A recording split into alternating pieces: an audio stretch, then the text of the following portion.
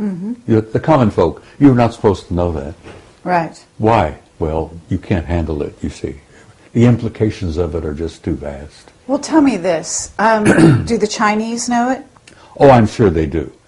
As you may know, the Chinese now have gone into space in a big way. It never gets into the newspaper, but the last I heard, the Chinese have a satellite orbiting the moon, taking lots of pictures. Well, I'm hoping that the Chinese publish a lot of those pictures, because our own NASA people took many, many pictures. The Army took thousands of pictures under the Clementine project. Are you familiar with Clementine? I've heard of it. It was not a NASA program, it was an Army program, Department of Defense. They took thousands of pictures. They've only released a dozen or so. They took pictures all around the moon, backside, bottom, top, everywhere. Well, are you in touch with Richard Hoagland? I know Richard. He's a good friend. Okay. So you know some of his recent research? Ah, well, I read his recent book, which is dynamite. Uh-huh. Okay. You know about the secret space program? Oh, yeah. And you know about the von Braun and the Nazis and what's been carried over to the U.S. Oh, honey, political it's bigger system? than that. Okay. Well, much bigger. But when I raised up Richard Hoagland's information and the stuff that he's bringing forward about von Braun, the Nazis, paperclip, and you're saying it's much beyond that. So where are we going with that? Our original space program was all the product of the Nazi Party. Without von Braun and his crew and the paperclip program, I don't think we would have gotten to the moon when we did. We certainly wouldn't have beaten the Russians. Of course, the Russians grabbed their crowd. They also went into Germany and grabbed a bunch of scientists. And then the Russians have a tremendous scientific program of their own. They didn't need Nazi scientists. They would have eventually done it on their own anyhow. But one of the biggest secrets of all is the secret space program, the fact that NASA is, it's like Blue Book used to be. I think it's a public relations front. Right, yeah. Blue Book never handled the real good stuff, and everybody knew that, except the common folk out there, who were diddled regularly and never told the truth about anything. But the big secret seems to have been for so long is, why are we keeping classified the enormous facilities on the moon? And they're not ours. Whose are they? Well, that's a good question. I can tell you flatly who they are. Okay. You familiar with the term Anunnaki? Absolutely. All right. Well, you really have to understand Zecharia Sitchin's work to really grasp where we stand today in relationship with this group of intelligences, and I'm not speaking of one, there are several. The last I heard, there were 4 different groups we were relating with. The Anunnaki are one, and there are others. Okay, this is very interesting. Can you describe the Anunnaki that first of all, have you had exposure to them face to face? Me? Yeah. Yes, I've met some face to face. Okay. Now, whether they were the Anunnaki, I don't know. Okay, well... The ones I've run face to face were typically human. Typically human. I mean, they could put on a suit, tie, a dress, blue jeans, T-shirt. Okay. Walk in our midst, and you would never know. And they weren't 9 feet tall or higher? No, the ones I've met and the ones I've seen aboard the ships are not that big at all. They're just like us. So we're dealing with 4 different groups that I've concluded, my own personal view. Okay. Yeah, you might talk to Jim Sparks and he might tell you there are 8 or 10 or a dozen more. I don't know. I can only tell you what little bit I've learned over the years. There are 4 different groups that I've encountered, and they're all humanoid. One group is completely human.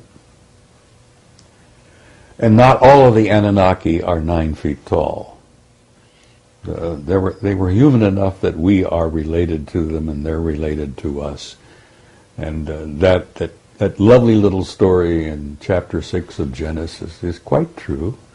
They did indeed engineer the genes and chromosomes of an existing species on this planet.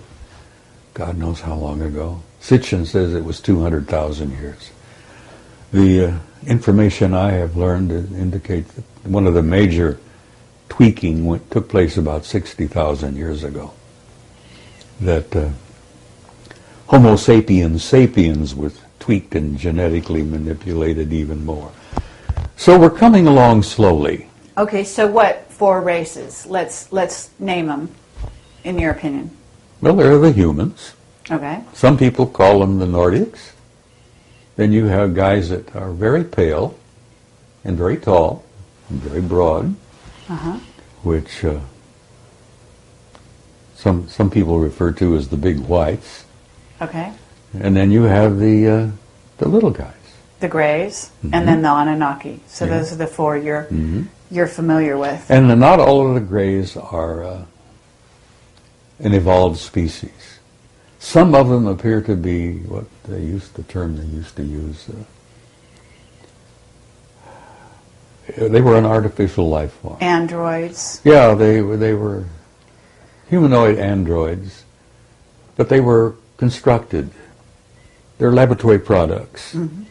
And they often wondered why, in cases of crashes, where there were survivors, that some of them didn't come back and try to retrieve. And the story that came out among the military for many years was that they wrote them off. They went back and made more.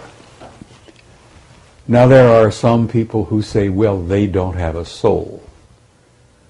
Well, I've run into human beings that I began to wonder whether they had a soul. But okay, there are 2 types of Greys from what I've learned. There are the little guys who would appear to be laboratory products.